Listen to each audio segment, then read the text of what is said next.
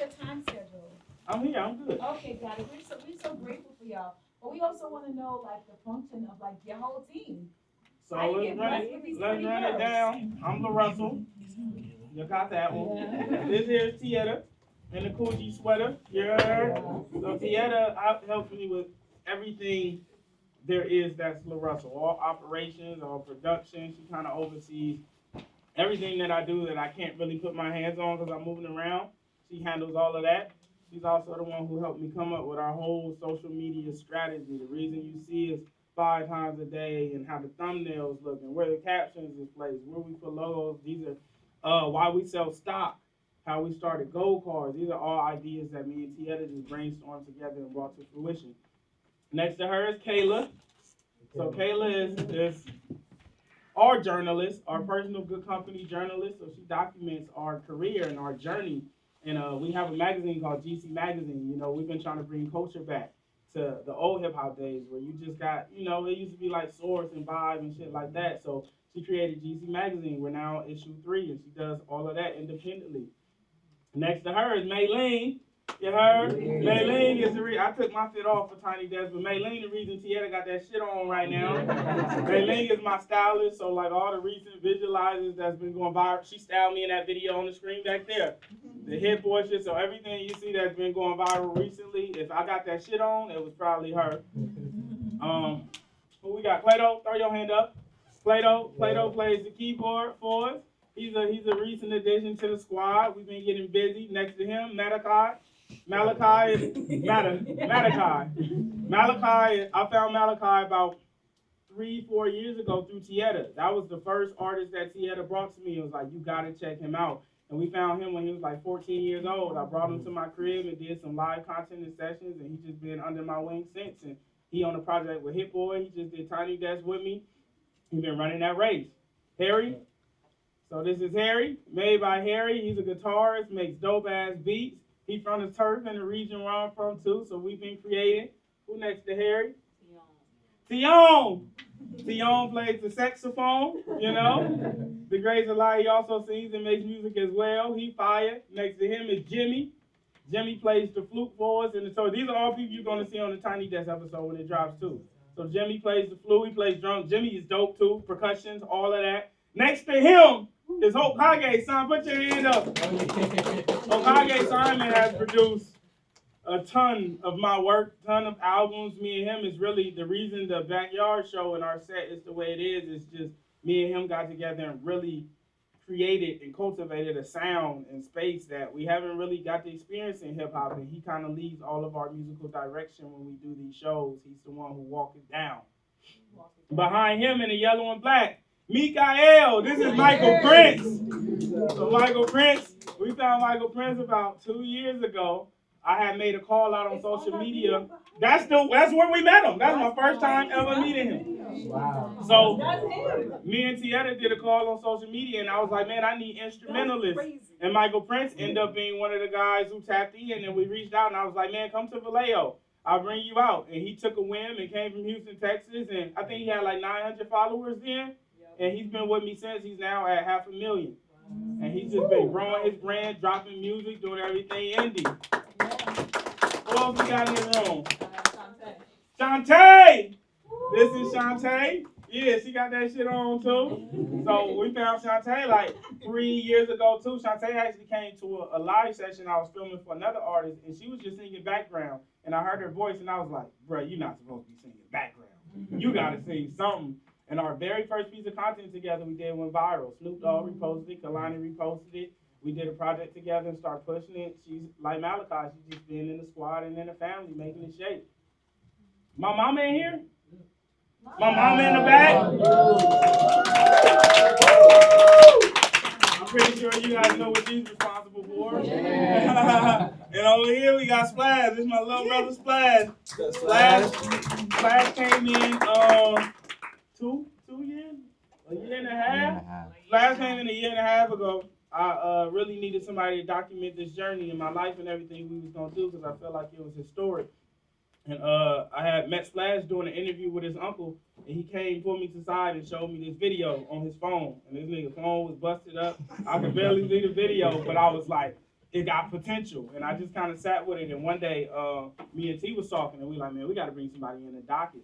I probably hit him at like 2, 3. 1:47 a.m. 1:47 a.m. I hit him, and I'm like, man, I need you to come to my crib and talk. I want you to doc my life. And he was working a job at the time, working security. He came to my house, and I just gave him the rundown. And the very next day, I hit him. I was like, man, I got a show. And he was like, I'm finna quit my job. He quit his job. He ain't been back since. We've been together a year and a half, all over the country. That's the squad. And on top of this is like traveling for music. At home, we got photographers and videographers and merchandise and production when we go do shows. It's like it's a whole village of us. That's cool. Let's clap it up. What y'all got? Y'all got some questions? I have a couple of Come questions. on. For starters, hi everyone. My name is Crystal Johnson. I am a senior broadcast journalism major, sports administration minor from Atlanta, Georgia, and we are so happy to have you here. Can you clap it up one more time? So my very first question for you: growing up in Vallejo, your city has such a rich musical legacy, such as artists like E40. You're from the same city as E40. How did that city inspire your entrepreneurial spirit as well as your artistry? Man, in terms of entrepreneurship, just being in the Bay, we have no infrastructure for music. Like, you know, we're not like LA, Nashville, New York. There's zero infrastructure. There's no labels that you can go. We have one label that's like major, which is Empire. But it's like being from Vallejo, we're on a completely different side of the bridge. So just naturally, you kind of grow with this independent spirit. And growing up in the V, you hear about E40 and how he sold his CDs out the trunk and how Mac Dre and them had to pull up here and sell it out the trunk. So I think just being from a place that's kind of deprived, you naturally get a sense of independence through that. So speaking of the people who you mentioned, who are some of your biggest influences in music? Kanye, Hov, Cole, Andre 3000, 50 Cent, DMX. I really take from Amy Winehouse, Lauryn Hill. I really take from everything. Like if I hear something, like one of my favorite songs is Call Me, like Blondie. You know, it's like if I just hear something that I like, it just kind of sticks with me, and I pick and pull from everything. So that brought me to another question. What's like your earliest experience with music?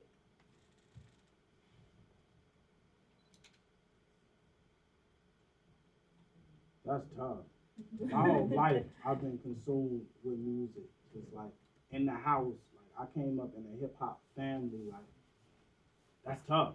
My whole life. One of my like fondest memories is like when I knew I wanted to rap. I keep telling this story, but my mama used to always watch the Up and Smoke DVD. And it was like one of the first concert DVDs I ever seen where it's like rappers throwing their own show. It was Dr. Dre and Snoop and them. And it was like the greatest shit I ever seen as a kid. And I just knew it was like, that's what I want to do. So you also had a fresh perspective when it came down to concerts and performances such as the Pay What You Want and the background concerts. How did that come about? The Proud to Pay came about through Nipsey. It was something that he started and we revolutionized. I remember I was riding my bike one day and I was trying to think of like how I could do what he did with the $100 album, but do it in a way that works for like my base. Cause I didn't know a lot of niggas who had $100. I didn't even have 100 at the time. So it was like, how can I get the support of the people who want to support me, but not tax them? And ultimately I came up with the idea of just like, I'm gonna let people pay whatever. Because if they give me $1, that's more than the zero I had. I'd at least leave with something. And that kind of started that whole concept of Proud to Pay. And the first few shows we did was Proud to Pay completely, and you could just come to the door and pay. After we got through that, I start like looking into what was happening. Okay, certain people want to pay more, but they don't want to bring a bunch of money at the door. So we end up going to offer-based, which is the system we use now. We built a whole ticketing platform to allow people to do offer-based. So the show we're doing in DC tomorrow, everyone who comes put in an offer to pay what they feel like the show is worth to them. And that allowed me to like assess my own value and get what I'm worth, but also allow everyone the ability to enter the show as well. I love that. I truly love that. How does community and the pay what you what was it, the pay what you want Yeah. shows? How does that coincide with each other, at least for you? I think it's a communal concept. Like when you grow up on the block, your relationships is like everything. And I feel like that's what pay what you want is. It's like when you coming up and then like, man, it's 10 and you're like, I got 10, I got 7, I give you that. That's literally the concept of it. It's just that it's that same exchange that we've witnessed and experienced growing up with our family and our community around us, where it's like, I ain't got it all, but here, take this for now. Next time, you feel me, I get you right. And it's that same model. Speaking of family, I'm pretty sure you consider everyone that you brought with you family. Nah. No. Uh-oh, tell y'all something. But everyone, you consider everyone that you brought with you family. Of What course. does family and community mean to you? Man, grounding. It's like that's really what it is for me. I can never get too high on my high horse. You feel me? Because my mama still gonna see me and roast and talk shit, and my homies still gonna see me and roast. It's like if I come outside, you know how like it's a trend in music and fashion, like people be having like the big moon boots and things and stuff, and it's like anything that's not me in essence, if I come out and even try to be something I'm not or act like anyone else, the people around me gonna be like, nigga. You feel me? And that's the necessity of having family and community, to have people that have checks and balances to where you can't go too far off the end. I feel like that's how people kind of deviate because they get around the industry. And when you're in the industry, you get a bunch of people who are like, they're yes men. They don't want to lose their position as much as like they just don't want to risk the position you put them in versus having people around you who is like, man, that shit don't even matter to me. I'm gonna tell you what's up. So you spoke to your authenticity in terms of style and everything. What makes LaRussell LaRussell?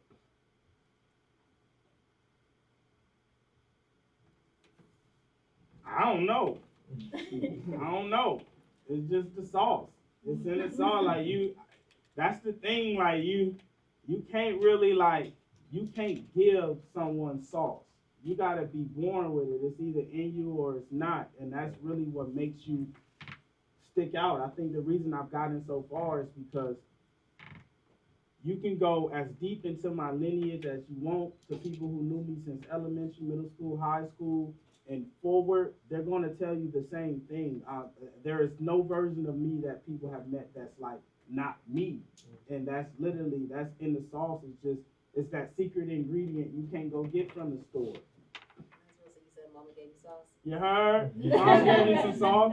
She gave me some sauce. Pops gave me some sauce, and then the universe gave me a jar of sauce that was just mine. A whole lot of sauce. You heard? So I have another question. Aside from you being an artist, you're also a businessman, you're also an entrepreneur. How did social media marketing help you build your fan base? Or how did you come up with the concepts that helped you build your fan base? Man, social media gave me my own network. Like I said, me and my siblings and parents used to crowd around the TV watching award shows and BET and shows that would come on. And social media allowed me to do that. Like people consume my content with their family and they play it on the big screen and they watch YouTube together. So it just allowed us to be in people's homes. You know, when someone sees you every day, you naturally family. Like we've been walking all around DC since I've been here. Everyone who greet me like they've been knowing me forever. I don't feel like a stranger. You know, it's like certain people, you don't see them every day, you see them occasional, so that the energy around them is different. Like if Denzel walk in, you might not greet him the same. It's a different level you greet him with because he feels mythical and different. But me, I feel like the homie. Like if you watch my social media, you see me so much, it's like that's the homie, and you know when you see me, it's gonna be cool. So it just allowed us to really cultivate community in a way that it hasn't been used prior. Like a lot of people only use social media for promotions, but really use it to share and document my life. That's great. So you were speaking on family and everything. I was recently talking to a friend like an hour ago, And I was telling him, I was like, yeah, LaRussell's coming. And he was so Lexi. excited. He was so excited. He was like, yeah, I was just watching his videos yesterday. And then he sent me a post, and I'm like, yo, this is amazing. Like, I've seen your stuff before, of course. But I really liked the reaction that I got from my friend just by him hearing your name. So with that being said, what is something that you want people to get out of your work, out of your music, out of your artistry altogether? I don't have a specific desire for that. Whatever they gain from it, I don't really do it for other people. I really make music and the content I love because I love it and I want to showcase and share my art, and that's just what I enjoy doing. So whatever you get on the receiving end of it is, I'm okay with it. If you got some joy from it, great. If it made you a little envious, that's great. Once it leaves my hands, I have no control of saying that. So whatever it gives people, I'm happy with. So one final question for you. What is a piece of advice that you would give to student artists and student entrepreneurs who are looking to be in the same position that you are? Hone your craft. Hone your craft. Like, we live in a time now where you could literally make your first song and share it. Like, so you don't have to put in the work and effort it takes to become great first and then get into the world. So I just recommend honing your craft. Like, I've been writing raps for 2 decades. I remember Too Short came to my house and he was like, man, how long you been doing music? And I said, 20 years. And he laughed because he thought I was joking. But it was like, I've been doing this for 20 years. It took me 20 years for me to walk into this room and y'all like, hey, look, there was a time when I walked into a room and no one gave a fuck I was in the room. You feel me? But that took 20 years. It's like Michael Jordan got 6 rings and he played his whole life. He played his whole life, dedicated 30, 40 years of his life to just get 6 things. So it's like, if you're not willing to dedicate that amount of time and energy into what you want, you should walk the other way early, because it's a lot of time that you really have to invest to get to the point to where, and there's different levels. It's like you could go trendy and go viral and make it and have a little bit of success if that's what you wish. But if you want something that's sustainable, like I'm in a position now where I could perform the rest of my life just from my backyard. I never have to travel. I don't have to go do any other show. People will just come to my backyard and I could do that every single week if I want to. But it took me years and years and years to be able to do that, to do one show. Yeah, no, that sounds amazing. We truly enjoy your work. We truly enjoy your artistry. We enjoy your entrepreneurial spirit. There you go. But I'm going to now open the floor to everyone else. Yeah. When y'all ask y'all questions, could you say what your role is too, like what you do here? I can start. My name is Zora Johnson. I'm a senior psychology major, English minor from Philly. And I guess in viewing your content, which you do an amazing job with, by the way, the page is so beautifully curated. It feels like a really intimate storybook about what you're doing in your community. I feel like my favorite video is when there's a little girl on the stage and she's rapping the words and y'all believing it for her, but she is super lit. And I feel like, I guess my question is, with music, how do you feel like you've seen your music create community? Man, it's really it's almost insane to when you come to a backyard, any show we throw, even tomorrow, you can't say what the demo is. It's every single race and it's every age from 5 to 65. And I feel like it's so reflective of life. I have this thing, it's a lot of rap now. If you go to a rap show, it's a lot of young white kids in the audience. It's almost and that's scary. I was telling one of the homies, I said, if you look out in the crowd and it's not reflective of you, something went wrong. Something's not aligning because they have no relation to you. It's just the music, and it's what are you talking about to cultivate this kind of base? But when you come to our shows, it just shows how relatable the music and the life is. You know, some people aren't there. I don't have a hit song. Like, I'm my biggest song. People are there for just LaRussell. They don't have a specific song that you, if you hear my name, you don't think of a specific song. Everyone thinks of a different song, you feel me? But you know who the person is. And that's the kind of community we cultivated. It's just like, it's a life group. And that's what that's the energy it gives off, which I think is so beautiful, and I feel like it's really revolutionary to, I feel like, modern music where people are kind of trying to flex and flash, but you just like, I'm gonna just be myself, we in the place that I'm from, with the people I know, but we still gonna turn up for y'all. So You heard? I really like that for real. So, my name is June. Nice to meet everybody. I am a recent graduate. I actually graduated in May from Howard University. Yeah! We came back to this one. I see the post. I said, I stay up the street. Let me come here. Yeah. But with that being said, so I started my own like independent label here on campus, called 360 Creativity Saves Lives.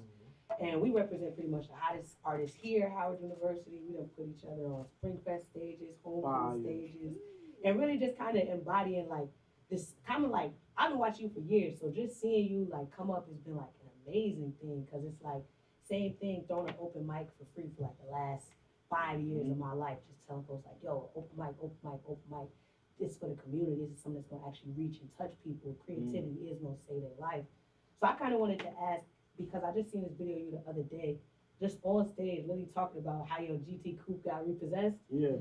And I just wanted to ask, like, what was any like breakthroughs you had, like, for the financial part? Because I know, like, and you was talking about losing $1,500 at the door for shows. So, like, what was kind of those?